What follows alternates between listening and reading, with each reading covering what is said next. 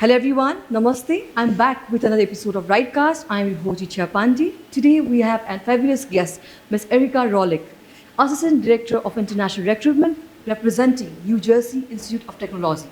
New Jersey Institute of Technology is located in New York, New Jersey, and one of the 100 top US universities in USA. Today we'll be delving into various aspects of USA and New Jersey Institute of Technology, popular courses, and many more things. So let's welcome her. Welcome, Erica. Thank you so much for having me. Thank you. I appreciate it. First time in Nepal, having a great time. Okay, so how are you feeling to be here? I'm feeling great. Yeah, it's a beautiful country, and I'm happy to hopefully increase some of our Nepal applications, and yeah, letting everyone know more about our university. Okay, so my very first question to you is let's talk about the New Jersey Institute of Technology. Like, could you please say where it is located, about the location, about the university? Sure. So we are based in Newark, New Jersey, which is very close to New York City. We are about 15 minutes from Newark Airport, which is extremely convenient, and about a half hour, 45 minutes on public transportation from New York City. So this also means that we do experience all four seasons, so students need to be prepared, for pretty chilly winters, warm summers, but it's a lovely, place to be, to experience all four seasons, and, extremely convenient location. Okay. So what are the popular courses from this reason for the international students? Yeah, sure. So because we are obviously a STEM-based institute, an Institute of Technology, our courses, our most popular courses tend to be computer science, computer engineering, but courses that tend to be a little bit overlooked but still STEM designated are our MBA program, our Masters of Management, even our undergrad business programs, and of course courses such as biology, chemistry, are all very popular as well. Okay, so are there any requirements like SAT and GRE for these courses? So for undergraduate students, the SAT is optional unless you're applying to our Albert Dorman Honors College, which is a highly competitive college, in which case the SAT would be required. Other than that, it's optional. And for master's students, the GRE is optional unless you're applying to our College of Computing. Okay. So what is the requirement like for the SAT? Like how much students need to score? Sure. So in terms of admission, we are generally looking at around a 1200. So if students score around a 1200 or higher, it's a good idea for them to submit their SAT. And if you're interested in applying to that Albert Dorman Honors College, we're generally looking for more like a 1450 or so or above. So it is a highly competitive college. Okay. International students definitely look for scholarship, okay? So how is New Jersey Institute of Technology helping students to get this scholarship? Sure. So first-year students are automatically considered for merit scholarships of up to $25,000 a year. This is based on GPA, SAT scores if they are submitted, and we do particularly look at math and science GPA, especially if you're applying to any major within our colleges of computing or engineering. So, all right, let's talk about the evaluation of the application process. How does the university evaluate the application process of the international students? What are the major things that students need to look after? Sure. So we do review holistically. You submit your application for undergraduate students, first-year students. You submit your application on the Common App. We review your transcripts from high school, so your overall GPA, particularly, again, your math and science GPA, SAT scores, if you submit them. And again, for honor students, it would require a letter of recommendation, could be from a teacher, a counselor, and there's an additional essay required for masters as well. Not for masters, I apologize, for honors students. And if you are not planning on applying to honors, which there is no obligation to do so, it is largely your transcripts, so your grades, SAT scores if you submit them, and then the essay that's on the Common App. Okay.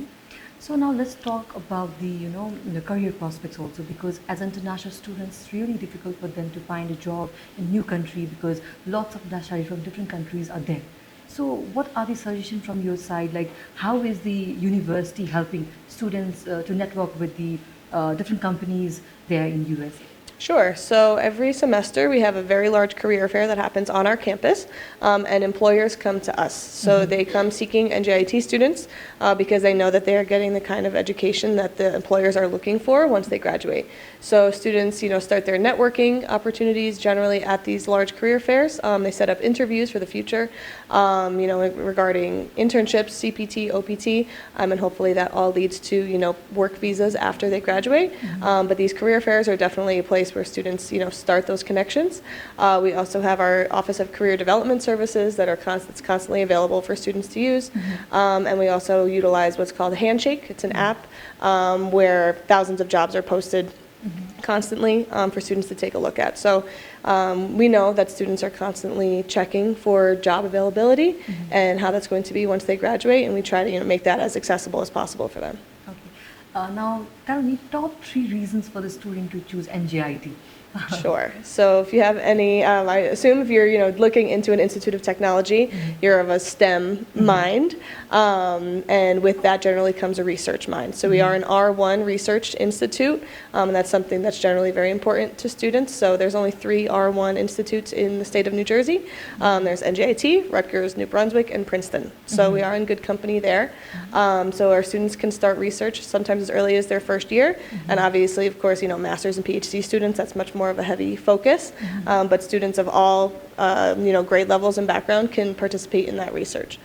I would also say the location, as I mentioned before, just being in an absolute prime location so close to New York City and just the general New York City metro area, the opportunities are kind of endless, just because there are, if not huge headquarters, but huge offices of anything ranging from finance to pharmacy, cosmetics, engineering, architecture, anything you're really looking for is in that general area. So the opportunities there are, some of the best in the world.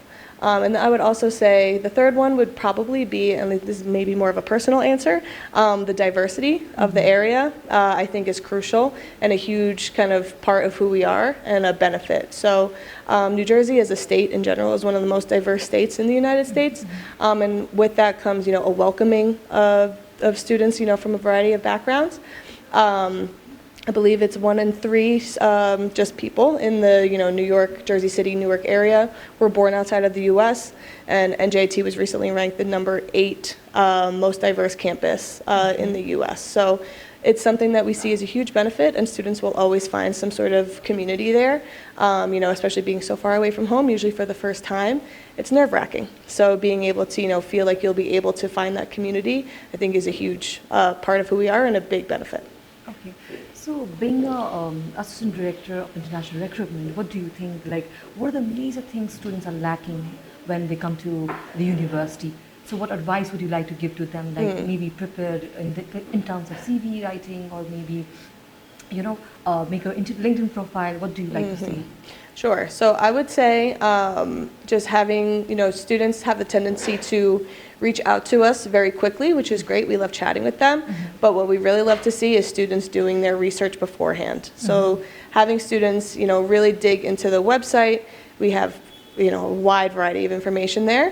We know it's a lot, so it might be a little tough to navigate, but just seeing that students are doing that research beforehand, trying to see what kind of programs are available, see what research the professor has done, who they would like to work with, just making sure that they are really getting a feel for the school first, and then reaching out to us with those more intricate questions. That is something that really shows us that students are dedicated, and I think that that can go a long way. So both doing that research and contacting professors if necessary, more so for master's and PhD students, is something huge. And I'd say maybe just a more in general of preparing to come to the U.S. Obviously, just making sure that you're brushing up on your English. Obviously, you have to do so for the English proficiency test, but the test isn't everything. So just making sure that you're confident in that, and just practicing a little bit if you feel like you have to do that. Okay. You mentioned about the tests, right? So what are the major tests New Jersey Institute of Technology is currently taking? For English proficiency? Yeah. Yes, so we accept TOEFL, IELTS, Duolingo, and Pearson. The minimum score requirements, so for TOEFL for undergraduate is 79, IELTS is 6.0, Duolingo is 100, and Pearson is a 53. And then for master's and PhD students, TOEFL is 79, IELTS is 6.5, Duolingo 120, and Pearson 57. Okay, So you mentioned about the PhD courses also. So how rigorous is the process of PhD? Because many students are quite concerned about that also. Sure. So, I mean, the application process is largely the same if you're applying to PhD or master's. You would just need 3 letters of recommendation as opposed to 1 for a master's. And again, doing that research beforehand, contacting professors. Generally, it's a good idea to contact the professor after you've already submitted your application. That way, if you're looking for a TA or an RA position, they'll see your application in our system. They'll know you're a serious applicant. And, you can go from there and having that communication with them. Especially regarding funding for PhD applicants, all that funding comes directly from the department. So, building that relationship with them from the start is always a good idea. Okay. So, how tough is to get the assistantship there in New Jersey Institute of Technology? It is very competitive. We get a lot of questions from master students regarding, RA and TA, and unfortunately, those are generally reserved for PhD students. But I always say it's a good idea to reach out to the professors just to see what's available, but just keeping in mind that it is quite competitive. Okay. So as we wrap up, I would like to ask you the last question. Any one piece of advice to the students who are going and coming in fall intake? For fall intake, my one major piece of advice would be submit your application. Submit your application. Get that in as soon as you can, just because the deadlines are coming up soon. The deadline for first-year students, for bachelor students, is March 1st. The deadline for master students is May 1st. So, don't wait till the deadline. Get it in as soon as possible. That way we have time to review it. And obviously, as an international student, you have many more steps to go through than our domestic students do. So just making sure you get that application in, that it is thorough, it is complete, and that way we're able to get through that process and we're able to get you in for September of 25. Okay. Thank you so much, Erica. It was really great talking to you. Thank you. Yeah, thank you.